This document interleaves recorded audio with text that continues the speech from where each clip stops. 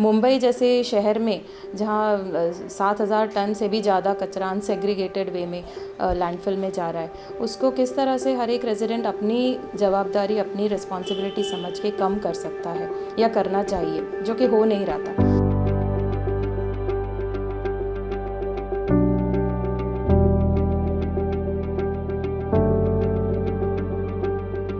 मेरा नाम नेहा वाघ है और मैं सुरभि बिल्डिंग सेक्टर 1 चारकोप की रहवासी हूँ।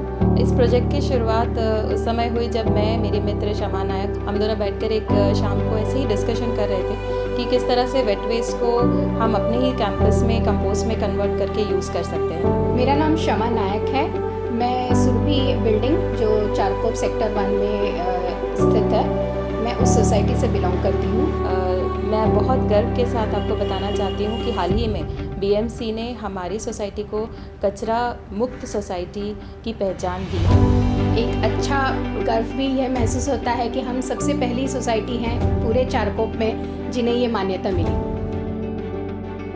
जो सालों से एक माइंडसेट बना हुआ है और एक बिहेवियर सेट हो गया है लोगों का वेस्ट के लिए कि हम लोग अनसेग्रीगेटेड वेस्ट ही करेंगे, जो सब मिक्स एक डिब्बे में बस डालना है और भेजना है बाहर। क्यों? क्योंकि बाहर कोई है जो हमारे वेस्ट को उठाएगा और एक जगह है जहाँ पर शायद वो डिस्पोज होगा।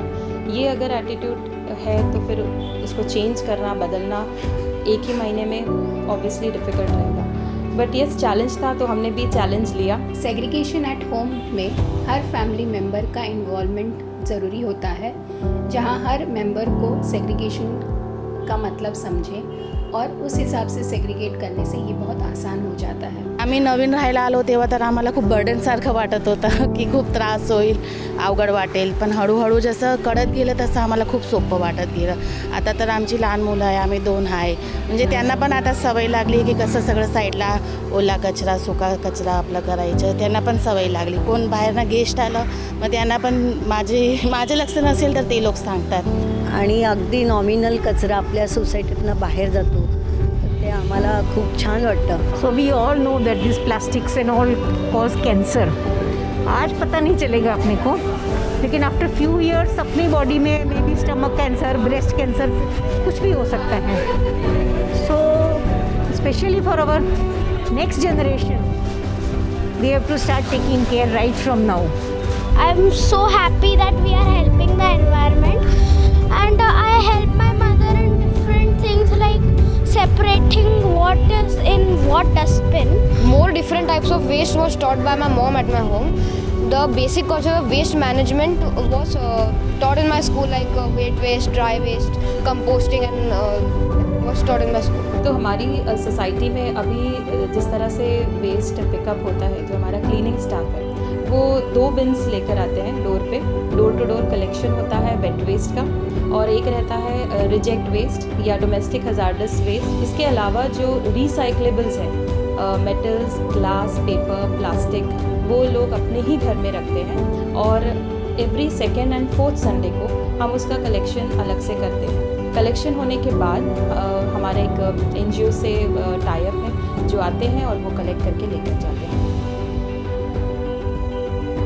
रिजेक्ट वेस्ट बाहर जो BMC का डंपर आता है मॉर्निंग में, वो कलेक्ट करके लेकर जाता है। वेट वेस्ट का we are sending for composting. So composting का प्रोसेस नीचे we have employed 1 person who is doing this work diligently.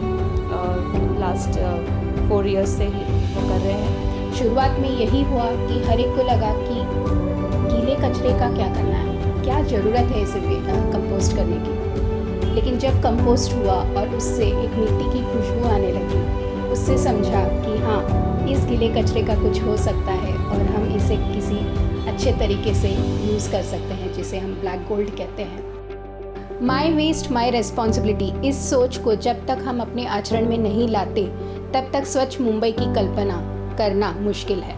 BMC से एक्सपेक्ट करना कि वो हर एक चीज़ को सेग्रीगेट करेगी बहुत डिफ़िकल्ट है।